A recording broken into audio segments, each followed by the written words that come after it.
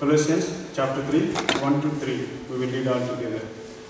మీరు క్రీస్తుతో కూడా లేపబడిన వారైతే పైనున్న వాటి మీద అక్కడ క్రీస్తు దేవుని కుడిపార్శ్వమున కూర్చొని ఉన్నాడు. పైనున్న వాటి మీద కానీ భూ సంబంధమైన వాటి మీద మనసు పెట్టుకొనుడి. ఏలయనగా మీరు మృతి పొందితిరి. మీ జీవము క్రీస్తుతో కూడా దేవుని యందు దాచబడి ఉన్నది. అలాగే గలతీయులకు రాసిన పత్రిక 4వ అధ్యాయం 22 నుంచి 31 వరకు చదువుతాం. Galatians chapter 4 verses from 20 to 31. We will read all together. దాసి ఉన్న ఒకడు స్వతంత్రాలు ఉన్న ఒకడు ఇద్దరు కుమారులు అబ్రహామునకు కలిగిన రాయబడినది కదా. ఆయనను దాసి వల్ల పుట్టినవాడు శరీర ప్రకారం పుట్టిన, స్వతంత్రాలు వల్ల పుట్టినవాడు వాగ్దానం పుట్టిన. ఈ సంగతులు అలంకారంలో చెప్పబడినవి. ఈ స్త్రీలు 2 నిబంధనలు ఉన్నారు. వాటిలో ఒకటి సేనాయకొండ సంబంధమైనది, దాసంలో కథను. ఇది హాగరు. ఈ హాగరు అనేది అరేబియా దేశంలో ఉన్న సేనాయకొండ. ప్రస్తుతం ఉన్న యెరూషలేము దాని పిల్లలతో కూడా దాసత్వం ఉన్నది కనుక ఆ నిబంధన దీనికి దీటైనది. అయితే పైన యెరూషలేము స్వతంత్రముగా ఉన్నది. అది మనకు తల్లి. ఎందుకు కనని గొడ్డలా సంతోషించుము, ప్రసవ వేద పడని దాని దగ్గరగా కేకలు వేయము. ఏలయనగా పెనిమిటి గల దాని పిల్లల కంటే పెనిమిటి లేని దాని పిల్లలు ఎక్కువ మంది ఉన్నారు అని వ్రాయబడినది. సహోదరులారా, మనము ఇస్సాకు వలె వాగ్దానం బట్టి పుట్టిన కుమారులమై ఉన్నాము. అప్పుడు శరీరం బట్టి పుట్టినవాడు ఆత్మను బట్టి పుట్టిన వాడిని ఎలాగో హింస పెట్టినో ఇప్పుడును అలాగే జరుగుతున్నది. ఇందును గురించి లేఖనం ఏమి చెప్పుచున్నది? దాసిని దాని కుమారుని వెళ్ళగొట్టును. దాసి కుమారుడు స్వతంత్రాలి కుమారుడితో పాటు వారసుడై ఉండడు. కాగా సహోదరులారా, మనము స్వతంత్రాలి కుమారులమే కానీ దాసి కుమారులము కాము. ప్రార్థన చేసుకుందాం. ప్రేమగల తండ్రి, పరిశుద్ధమైన దేవా, తండ్రి, మరి మేము బలలో పాల్గొని తండ్రి ప్రభావ వాక్యం ద్వారా మరి మమ్మల్ని హెచ్చరించి దేవ మమ్మల్ని బలపరిచి మరి 7 మందిలో మరి బలలో పాల్గొనడానికై సహాయం చేయండి. దేవ మరి మీరే మాతో మాట్లాడండి. నేను నన్ను ప్రభుత్వ సార్లు మరుగుపరచమని నన్ను మమ్మల్ని అందరినీ మీ హస్తలుగా చెప్పుకుంటూ మీ సన్నిధిని కోరుకుంటూ మిమ్మల్ని హెచ్చిస్తూ మా ప్రభువును మా రక్షకుడైన యేసుక్రీస్తు నామం పెట్టి ప్రార్థించబెట్టుకున్నాము తండ్రి.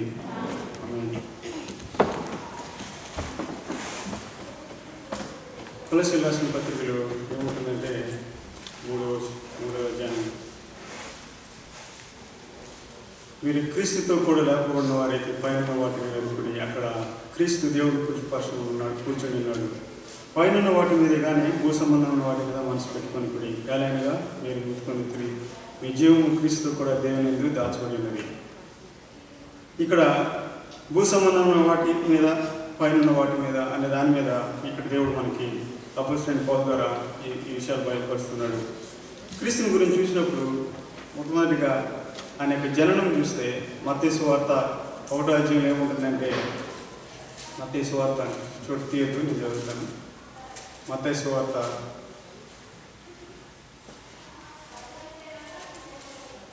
1వ అధ్యాయం 1వ వచనంలో ఏముంటుందంటే, అబ్రహాము కుమారుడు దావీదు కుమారుడైన యేసుక్రీస్తు వంశావళి. యేసుక్రీస్తు వారి గురించి ఏం చెప్తున్నాడంటే ఇక్కడ అబ్రహాము కుమారుడు దావీదు కుమారుడైన యేసుక్రీస్తు వంశావళి. అంటే యేసుక్రీస్తు వారు ఈ భూమి మీద అబ్రహాము యొక్క సంతానంలో పుట్టినట్లు మనకి ఇక్కడ ఫస్ట్ మనకు మత్తయి సువార్త తెలుస్తుంది. అలాగే మత్తయి సువార్త 18వ అధ్యాయంలో వెళ్ళిపోతే ఆమె పరిశుద్ధాత్మ వలన గర్భం ధరించెను. అయితే ఇక్కడ మనం గమనించవలసింది ఏంటంటే,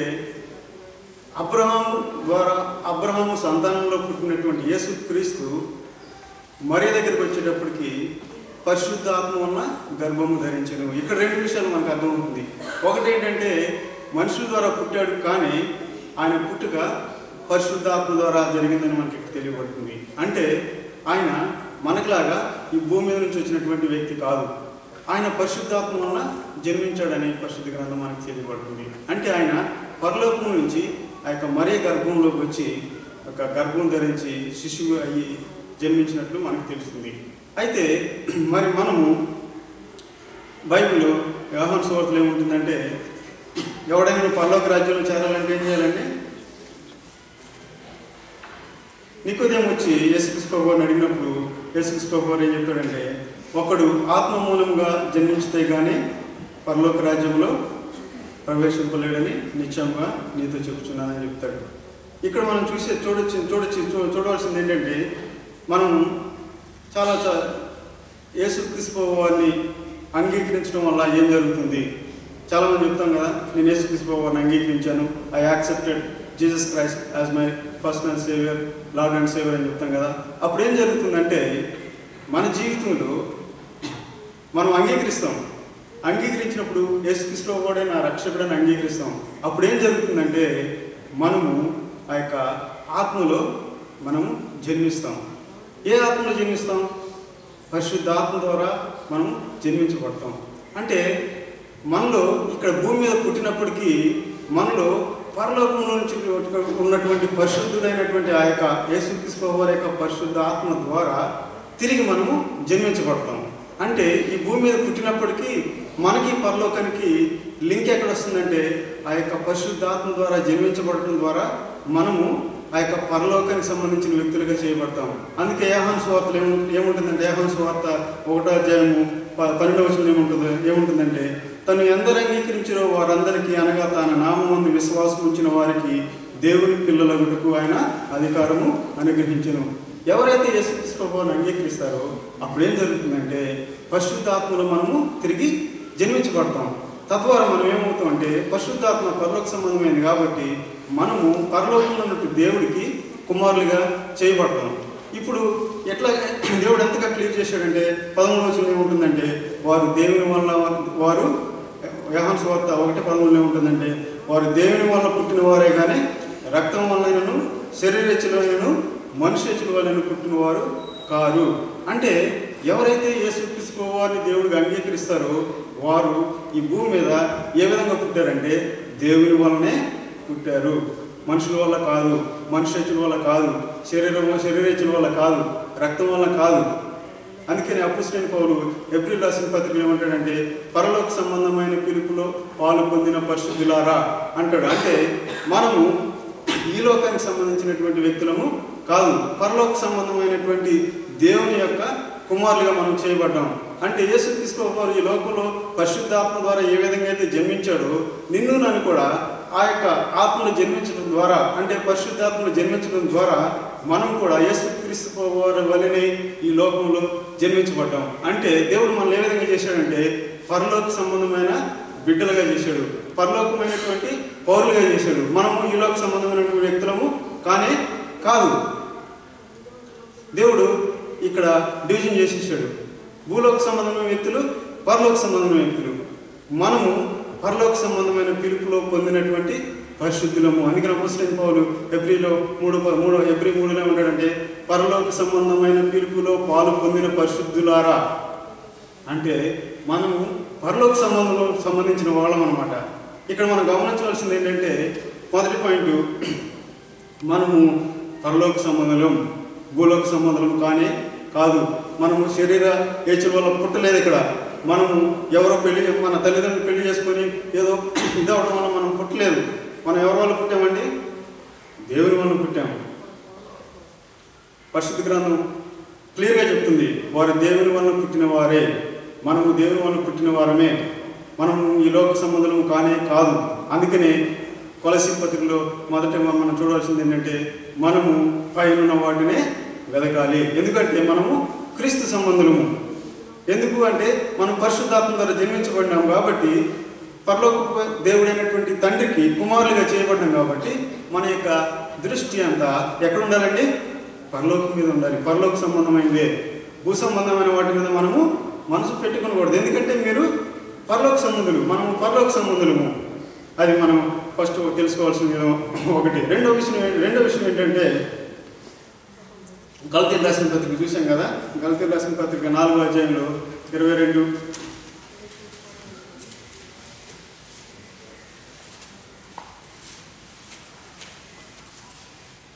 గలతీయులకు రాసిన పత్రిక 4వ అధ్యాయంలో 22 నుంచి 30 వరకు చదువుకున్నాం. ఈ యొక్క 22 నుంచి 31 వచనంలో దేవుడు చాలా విషయాలు మనకి బయలుపరుస్తున్నాడు.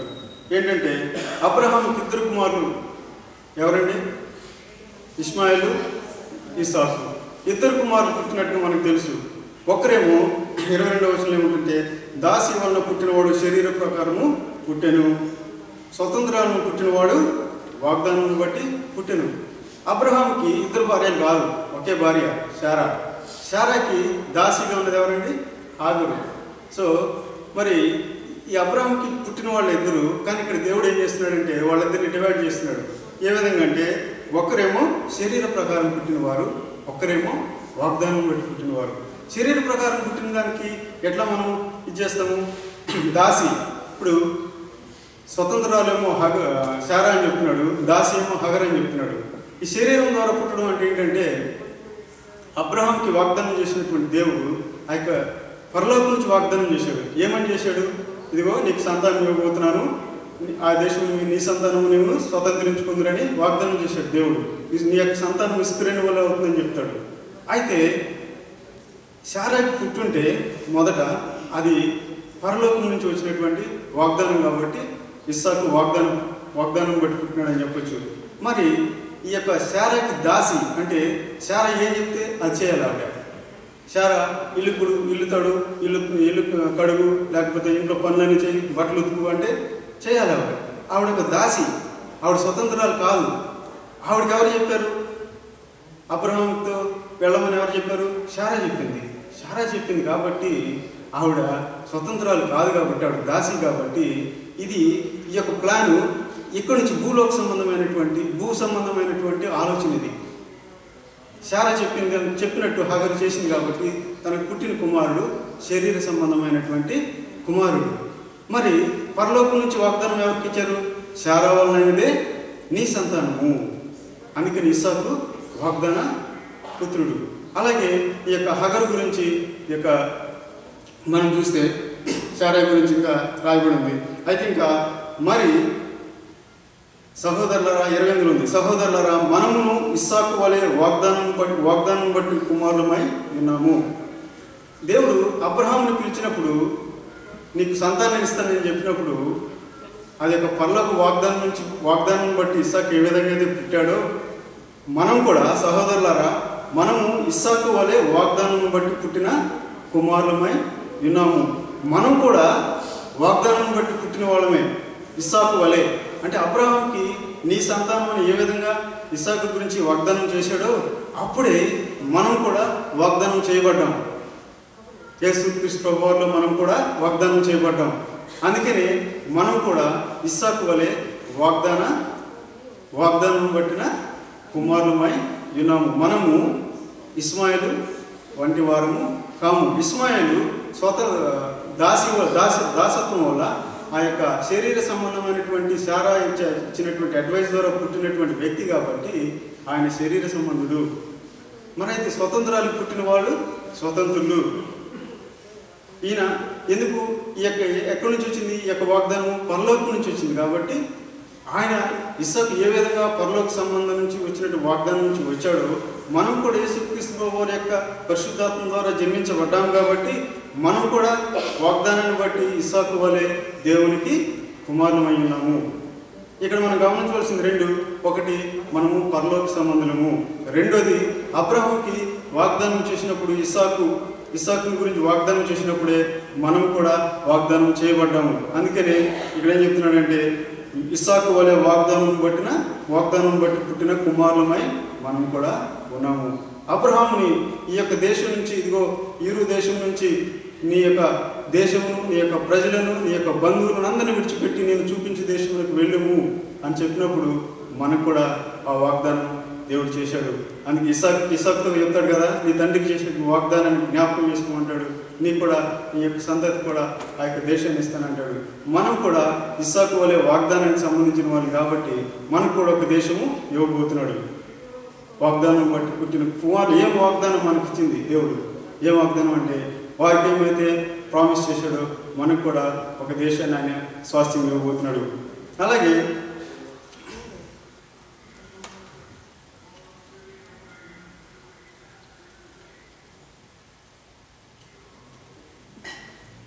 ఈ యొక్క శరీరం అయితే ఇస్సాకు ఆత్మానుసరుడైతే ఇస్మాయిలు శరీరానుసారుడు.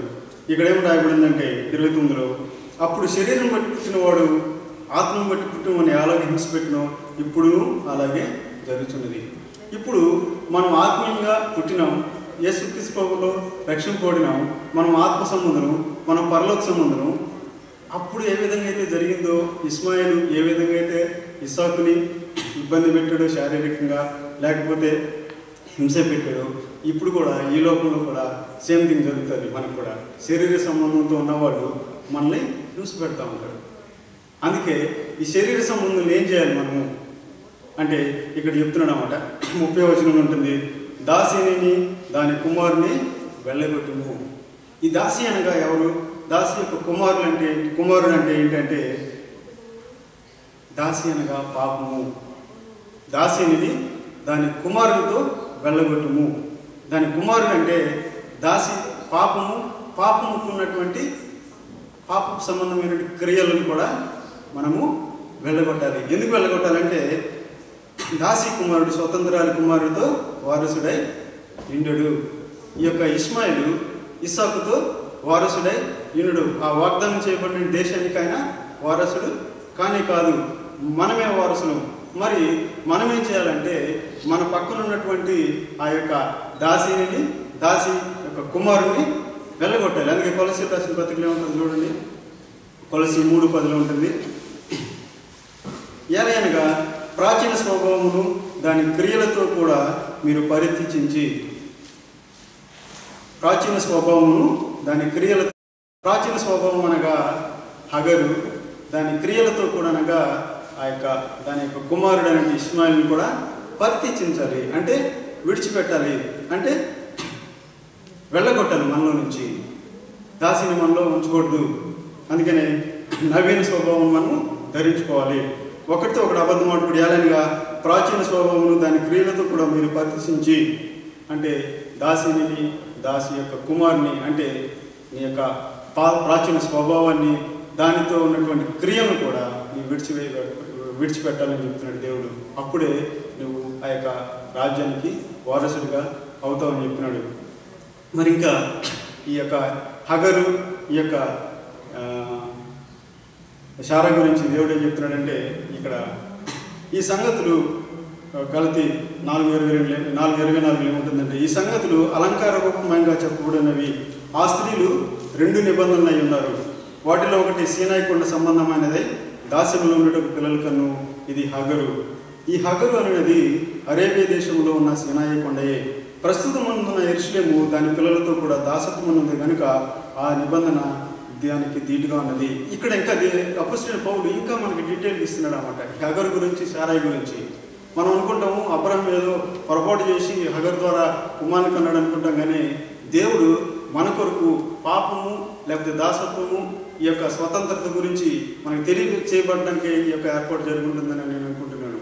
ఎందుకంటే హగరు అనేది సీనాయి కొండకు అలంకార రూపమైనది.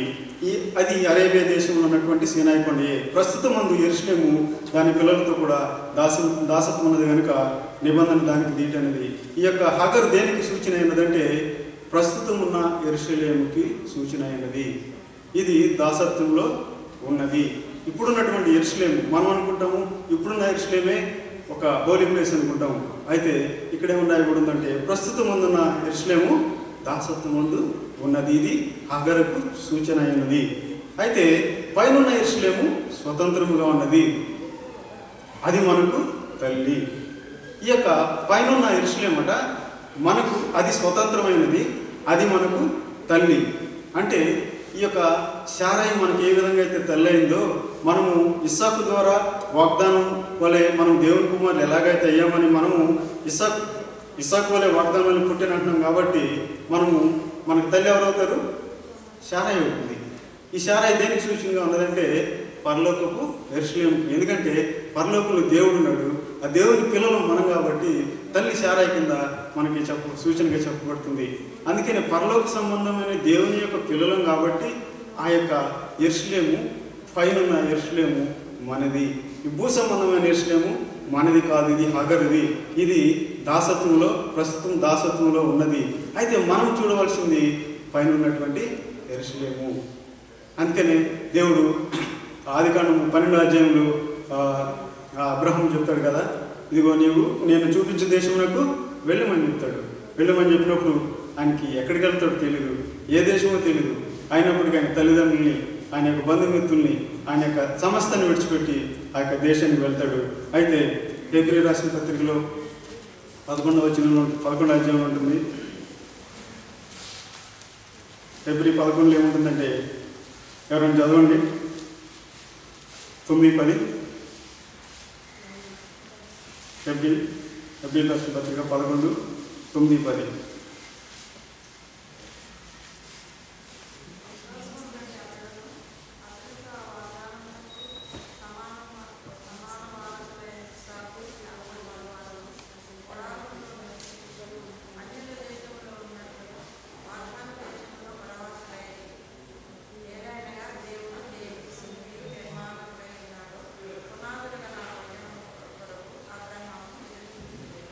అబ్రహాముని యొక్క దేవుడు ఆ యొక్క యూరు ప్రదేశం నుంచి పిలిచినప్పుడు ఆ యొక్క కానానికి వెళ్ళమని చెప్పాడు.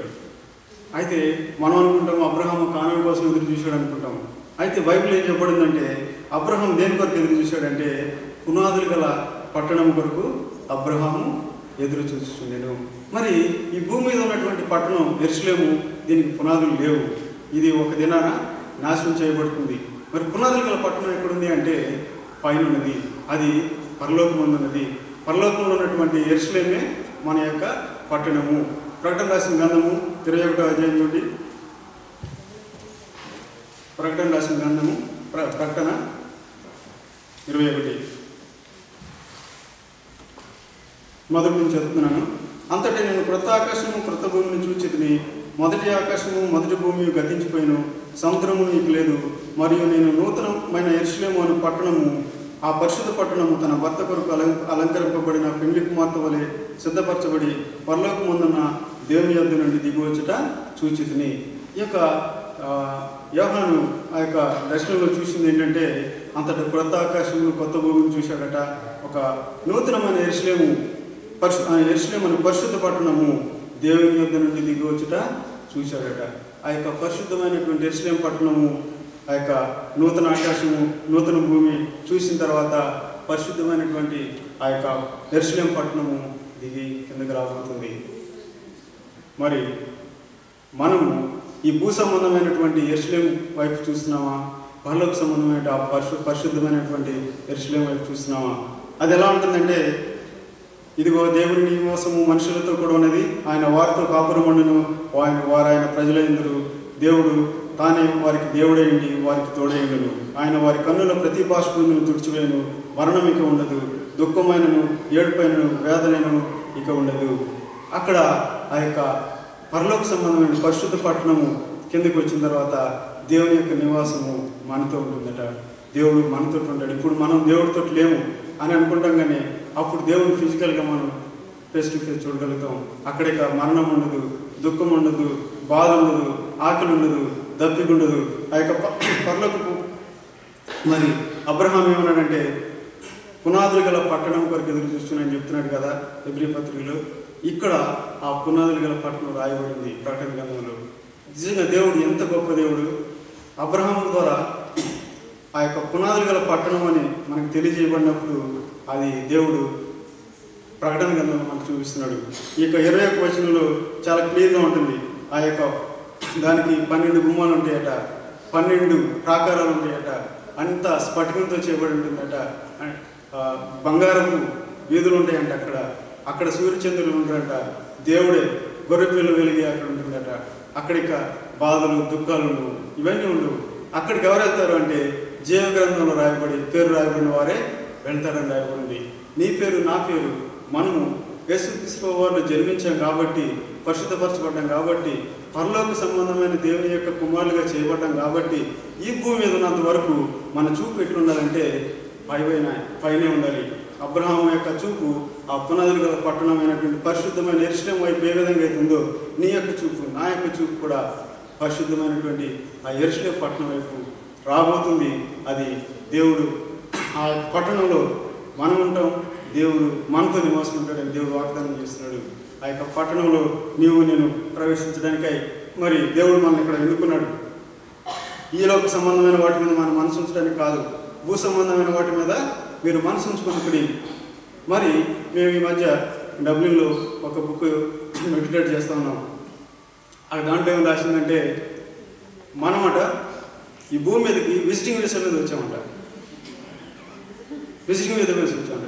విజిటింగ్ వీసా మీద వచ్చిన వాళ్ళు ఇక్కడ సెటిల్ అయిపోతారా? ఇక్కడ నూరుకుంటారా? నేను విజిటింగ్ మీద ఒక 1 మంత్కి ఇక్కడికి వచ్చి లండన్లో 3 బెడ్రూమ్ హౌస్ కొనుక్కోవడానికి వీలవుతుందా? కాదు కదా. విజిటింగ్ మీద వచ్చామని మనం పైనుంచి వచ్చాము, ఈ భూమి మీద కొంతకాలం ఉంటాము, మళ్ళీ తిరిగి వెళ్ళిపోతాం. యేసుక్రీస్తు పైనుంచి పరిశుద్ధాత్మ ద్వారా ఇక్కడ జన్మించబడ్డాడు, తిరిగి ఆరోహణమై వెళ్ళిపోయినాడు, తిరిగి ఆయన రాబోతున్నాడు, నిన్ను నన్ను తీసుకెళ్ళబోతున్నాడు. ఆ యొక్క పరిశుద్ధమైన పట్టణంలో మనందరినీ ఉంచబోతున్నాడు దేవుడు అక్కడ. ఇంకొక ఎగ్జాంపుల్ ఏంటంటే, ఇండియా పాకిస్తాన్ తీసుకుంటే రాయబారులు ఉంటారు కదా, రాయబారు ఎంబసీ, ఇండియన్ ఎంబసీ మనకు తెలుసు కదా, పాకిస్తాన్ ఎంబసీ, ఇండియన్ ఎంబసీ ఉంది.